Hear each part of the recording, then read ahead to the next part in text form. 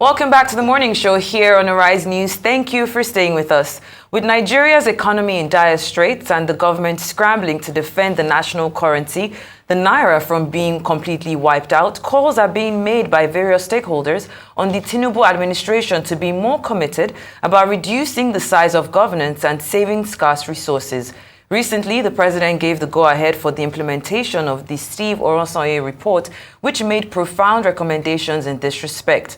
Well, joining us now to have a conversation on how government can harness state-owned capital as a useful bailout strategy is Abiodun Owonikoko, senior advocate of Nigeria, a lawyer and a public affairs analyst. Good morning and welcome to the morning show, Mr. Owonikoko.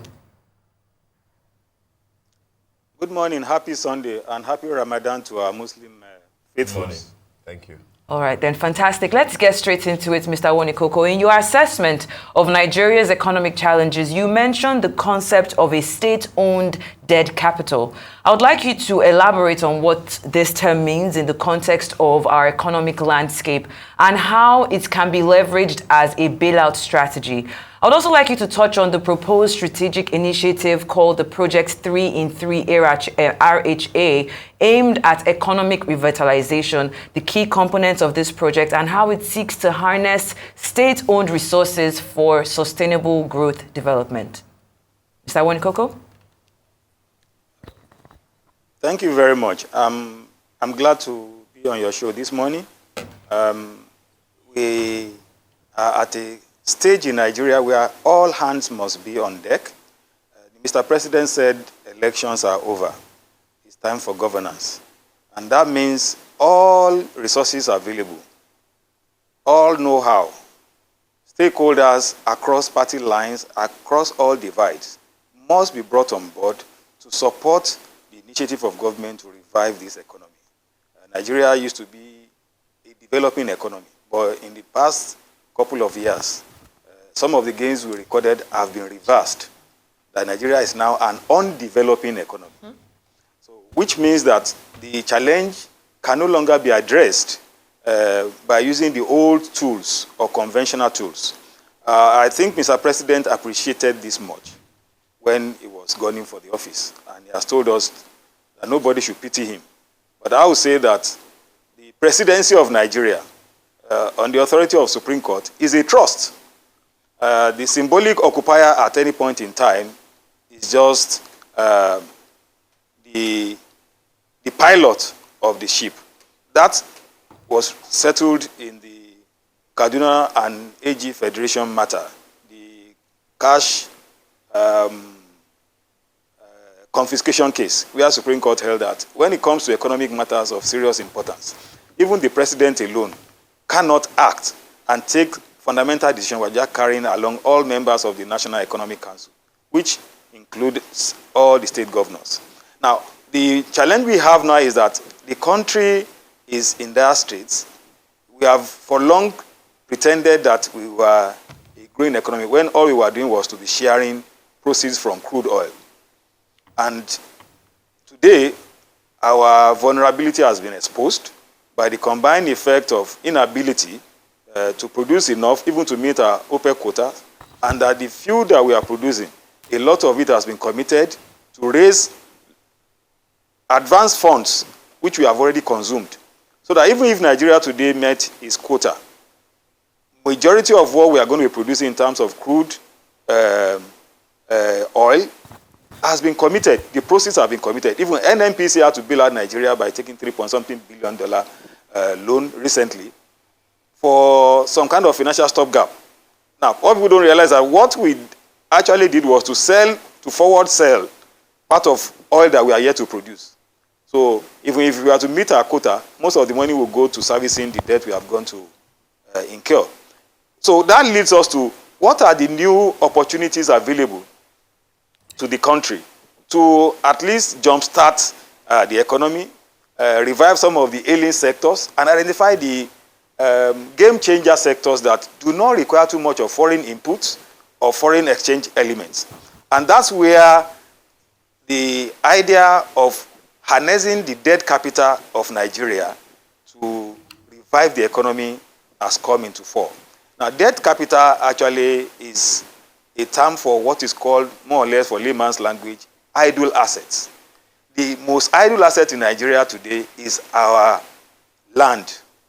Nigeria, with the vast expanse of land that are arable, over 60% of that is uncultivated. Even the one that is cultivated is not on a sustainable basis.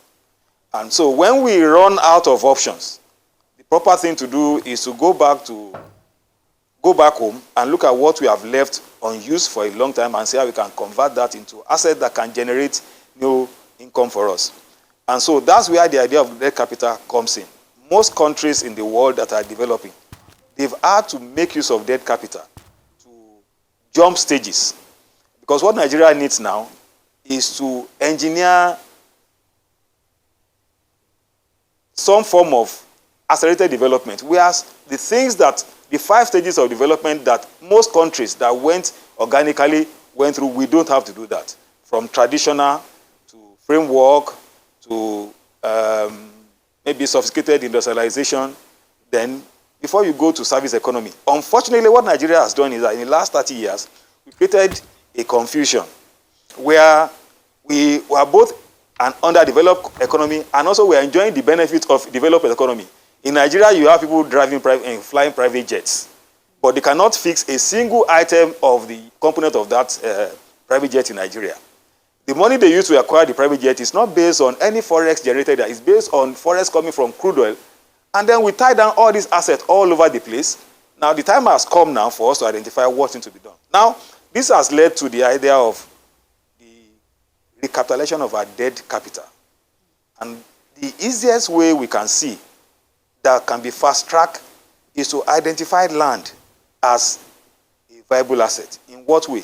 By our law in Nigeria, a federal legislation that is written in the Constitution has placed all lands in the hand of states, not in federal government. Even when federal government needs a land in the state, it has to apply to the state. How come the states are so idle? They don't even know what to do with the land. When, even before the Europeans came, our forefathers who are illiterate knew what to do with their land. They were farming on it. All right, Mr. So, Owonikoko. therefore, what we need to do is, how do we harness this land asset for 3 main projects? Hello, Mr. Owonikoko. Thank you. Thank you. Because we are running out of time. You have emphasized the fact that we do have idle assets and the state should use their land. And you have also said now in your piece that Nigeria is now an underdeveloping economy with our year-on-year and decade-on-decade regressing GDP statistics. And you also talked about how inspired you are by Kingsley Moghalu's piece on how to overcome Afrocentric economic development challenges. But how can we really do that? Let's talk about this administration. Only last Friday, the Ministry of Transport signed an MOU with a rail development company in the United Kingdom for the implementation of the Port Harcourt, Enugu, Calabar, Abuja rail line project under a public-private partnership framework. If you don't know, the company is called MPH Rail Development Limited. And when you look at the company's information on the UK government's website, the company appears not to have carried out any rail development projects at all. As of last year, the company's capital share was £1,000. I mean, is that even legal? Well, thank you. I would like to be a bit cautious, apart from saying that there has to be robust citizenship engagement with Nigerian procurement system now. Seeing all that Nigeria has lost through all this shady contract award and procurement. We can no longer afford that, even given the pilot state of our economy. I wouldn't know what went into that, but there's a procurement process. It's for Nigerians to interrogate and see whether that process was followed. This was the reason we ran into trouble with P&ID, a company that probably existed, then came and started claiming $10 billion from Nigeria for a project that he never did anything about. I want to believe that's not what has happened, but if there's a good reason to suspect that, people like you in the media space, Nigerian citizens, should interrogate that transaction properly. And let us, before it is too late, engage government constructively on whether that project should go on the manner it has been conceived. That's all I can say. But because of time factor that you have indicated, of course, I share Professor Kingsley Moghalu's view about how to jumpstart the economy. A lot of classical ways that economy that are stable, that are robust can be addressed, are not applicable to Nigeria's system. And I'm saying this from point of view of somebody who had a little bit of exposure to some of these ideas. Look, Nigeria started with Vision 2020, FSS 2020, Financial Strength Strategy 2020, by which we intended Nigeria would be among the 20 most advanced economies by year 2020. We lost that target. Now we now have FSV 2030. It is Financial Stability Vision 2030. You don't move from strategy to vision. You should start with a vision, then you use a strategy to achieve your mission. So you can see what we wanted to do in 2020 we didn't achieve. We are now starting a vision in 2024. So that tells you where the strategic deficit has been the bane of our Nigerian economy. Mr. Owonikoko. So we need to go back. And my suggestion is this. Mr. Owonikoko. If I have the opportunity, my suggestion is that Mr. President has to create an extra bureaucratic body of intellectual advisors. Yes, sorry, Mr. Owonikoko, I want to ask you a question because your RHA, I believe, your 3-in-3, your RHA is a version, your 3-in-3 RHA is a version of the Renewed Hope Agenda, a policy document that the President seems to have partly abandoned and partly implemented. Now you're asking for him to, I believe, create another bureaucratic agency or program, but we've been talking about reducing the size of government, reduction of costs. How do you envision actually putting your 3-in-3 RHA into practice if we're going to now increase our costs? Isn't that the opposite of what we should be doing at this present time in Nigeria? Thank you. In my paper, actually, I have a 12-point framework for that thing. It has nothing to do, it should not have anything to do with the bureaucracy at all. It should have nothing to do. You are supposed to assemble this team of Nigerian patriots who have versatility in the economic space. Headhunt them and let it be a national assignment for them to create what I said Roosevelt did as his New Deal in the US when the American economy went to the worst depression in their life. Now, this team, and I'm telling you, there are 3 key operatives you need. Soludo started this Vision 2020. He had only 1 term. Sanusi took over. He was allowed only 1 term. In Sanusi's time was when Mualu joined them. These 3 people know where the bones are buried. We abandoned that project along the line. When the Emefiele came, they started doing ad hoc economic program. We cannot say this is where we are headed today. So one of them who is available, either Sanusi or Mualu, should be part of those I want Mr. President to please invite. If the 2 of them are available, good. Then there are a lot of other people outside of that system. It's going to be a 3-month assignment for them to come up with a framework that will align what is happening now with the original plan that was abandoned. I'll give you one simple example.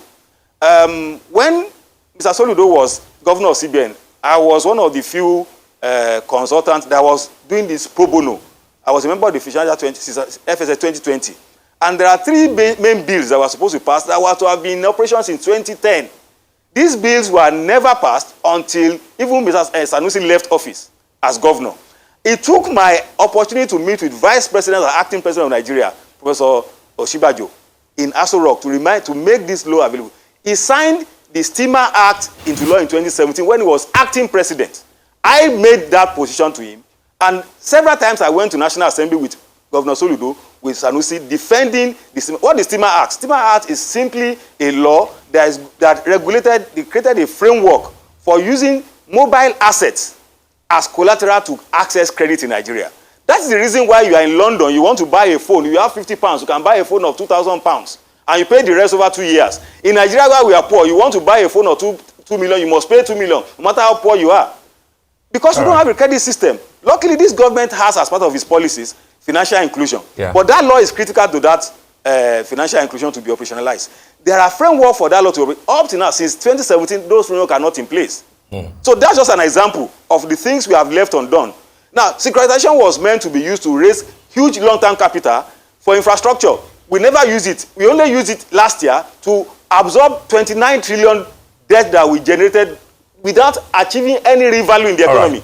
It was meant to be used to raise funds for infrastructure and all the rest. So many things are there which these people already know were abandoned. And I believe that that's why I've articulated my position on 3-in-3 RHA, which is 3 sectors to be operational in 3 years in the area of Nigerian railway workers can create rail line. Is the local. Then housing, mortgage-ready housing. And then the third one is agriculture, which is where all of these have land. That's fine, Mr. Owonikoko. I'm Nigerian law today. I'm really afraid that we have to leave it there. But I need to tell you that because your position paper is so rich, we're promising that we will bring you back so that you can talk more on these diverse topics, you know, the aspirational private sector-led economy issues that you mentioned, and the fact that we printed more money than we could actually take care of, which of course led to inflation.